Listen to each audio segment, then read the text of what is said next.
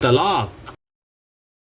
विष्णुपुर नाम के गांव में रमेश अपनी पत्नी आशा और उनके 2 बच्चे बबलू और गुड्डी के साथ रहता था। रमेश एक फैक्ट्री में काम करता था। गांव में उसकी कुछ जमीन भी थी जिसमें वो खेती भी करता था। जिंदगी एक तरह चल रही थी, लेकिन फिर कोरोना महामारी हर जगह फैल गई और लॉकडाउन हो गया। सब कुछ बंद था, सबका मन उदास था। अरे सुनते हो, मुझसे इतना काम नहीं होता है, तुम भी तो हाथ बटाया करो। अरे रोज रोज सर मत खाओ यार, मैं क्या करूं, मुझे भी तो खेतों में जाना पड़ता है। जानती हो ना, लॉकडाउन की वजह से फैक्ट्री में ताला लग गया है। पता नहीं फैक्ट्री कब खुलेगी। अब खेती बाड़ी नहीं करूंगा तो अपना और तुम सबका पेट कैसे पालूंगा। खेतों से कम दाल चावल उगा के पेट तो भर सकते ही है ना। अरे तो कौन सा तीर मार रहे हो, खेती ही तो कर रहे हो ना। मेरे मायके में मेरे बापू ना इस उम्र में भी मेरी अम्मा का हाथ बटाते हैं, और एक तुम हो, झाड़ू तो लगा दिया करो कम से कम। अच्छा, तो अब क्या तुम उनसे झाड़ू भी बनवाओगी? एक बार झाड़ू को हाथ लगा दिया तो कल उठ के बोलोगे कि बर्तन मांजो, कपड़े धो, खाना बनाओ। ये सब मेरा काम है क्या? तुमसे क्या इसलिए शादी की है मैंने? अच्छा, तो मुझसे इसलिए शादी की है कि नौकरानी बना कर रखो। अगर मैं पहले जानती कि तुम ऐसे इंसान हो तो मैं तुमसे नहीं लच्छू राम से शादी कर लेती। थोड़ा महंगा था इसलिए मना कर दिया था। अब पछता रही हूँ, उससे शादी करती तो आज ये दिन ना देखना पड़ता। रानी बना के रखता मुझे। अरे तो अभी भी क्या बिगड़ा है? लो अभी दे देता हूँ तलाक, कर लो लच्छू राम से शादी। मेरा सर मत खाओ, मेरी जान छोड़ दो। अरे हाँ, मैं सब समझती हूँ। वो जो फैक्ट्री के बाहर फूल वाली है शन्नो, उससे तुम्हारा नैन मटक्का चलता रहता है। मुझे छोड़ के उस चुड़ैल को घर लाना चाहते हो ना? रमेश गुस्से में हाथ में लिए पानी के ग्लास को तेजी से दरवाजे पर मार के बाहर निकल जाता है। मियाँ बीवी के बीच झगड़े अब रोज के हो गए थे। अब वो हर छोटी छोटी बात पे लड़ने लगे थे। इसका असर उनके बच्चों पे भी पड़ रहा था। बेचारे बच्चे चुपचाप माँ बाप को लड़ते हुए देखते थे और उदास होते थे। मुझसे तुमने आज स्नान गृह साफ करवाया, जानबूझ के गंदा करके रखा था ताकि मैं जाऊं तो मुझे साफ करना पड़े। तुम्हें पता है ना, मुझे गंदगी पसंद नहीं है, तो उसका फायदा उठाया तुमने। अरे ये तो कुछ भी नहीं, अभी तो टॉयलेट भी साफ करवाऊंगी। देखो मुंह बंद करो अपना, वरना तोड़ दूंगा। रमेश एक थप्पड़ लगाता है आशा को। जानवर कहीं के, अब करो वकील से बात, मुझे तुमसे आजादी चाहिए। रमेश वकील को फोन करता है। हाँ वकील साहब, क्या आप मेरे घर आ सकते हो? मुझे मेरे बीवी से तलाक चाहिए। बड़ी मेहरबानी होगी अगर आप घर आए तो। हम सामाजिक दूरी का ध्यान रखेंगे, चिंता न करें। वकील साहब घर आते हैं और रमेश और आशा से सवाल पूछते हैं। अरे ऐसा क्या हो गया कि तलाक तक बात पहुंची? इसकी बदतमीजी अब बर्दाश्त के बाहर है। इसको नौकर चाहिए, पति नहीं। अरे इसको नौकरानी चाहिए, बीवी नहीं। मुझे अपने पैर की जूती समझता है, सुअर कहीं का। देखो देखो, फिर गाली दी। माँ बाप ने यही संस्कार दिया तुम्हें, जंगली बिल्ली कहीं की। तो तुम कौन से दूध के धुले हो? बात बात पे मेरे माँ बाप के नाम से गाली देते हो, हाथ भी उठाते हो। वकील साहब, इसके लक्षण ही खराब है। एक चुड़ैल के साथ इसका नाजायज रिश्ता भी है। अरे बस बस, अरे मुझे भी बोलने दो। ठीक है, ये समझ लेना कि तलाक का परिणाम ठीक नहीं होता है।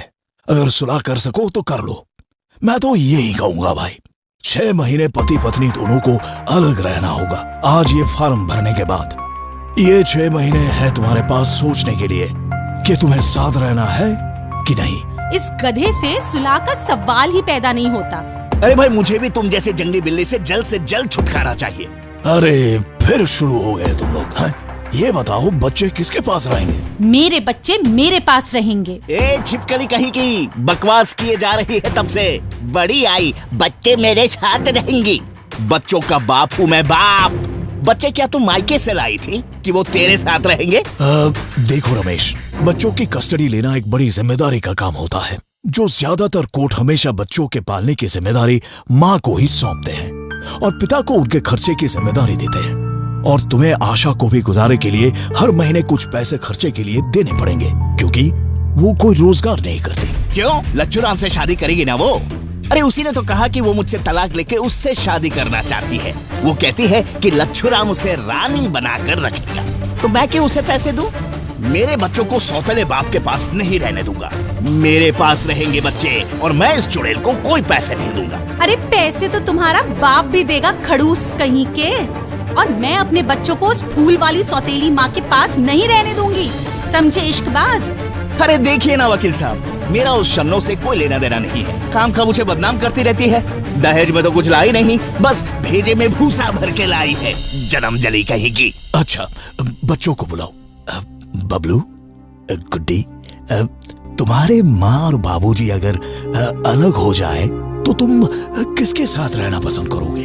दोनों के साथ। बेटा, ये नहीं हो सकता, तुम्हें सोच समझ के बताना होगा। मुझे बाबूजी के बिना नींद नहीं आती, वो कहानी सुनाते हैं ना। माँ जब तक मेरा सर नहीं सहलाती मुझे नींद नहीं आती।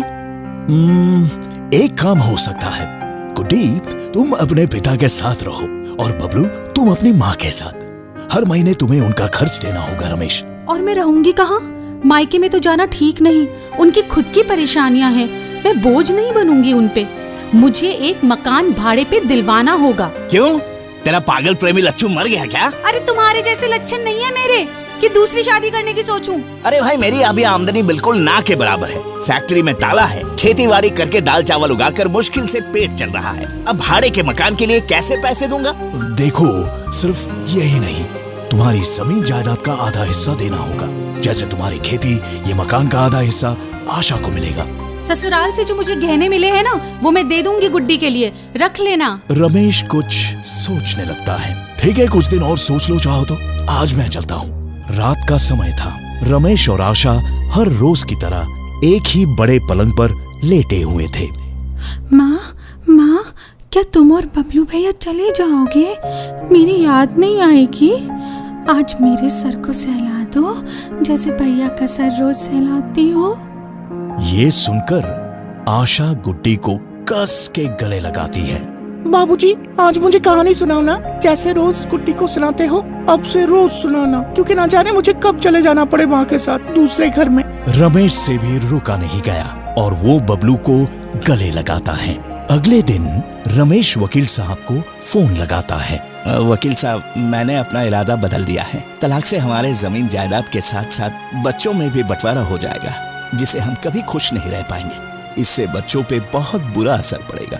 आपने जो हमें समझाया उसके लिए बहुत बहुत शुक्रिया वकील साहब। रमेश फोन रखकर मुड़ता है तो आशा चाय लेकर खड़ी मिलती है। लो, तुम्हारी पसंद की मसाला चाय। तुम्हारी शन्नो भी ऐसा बना नहीं सकती। अरे सच मानो, मेरा शन्नो से कोई चक्कर नहीं है मेरी माँ। तुमने वकील साहब से जो कहा बिल्कुल सच कहा।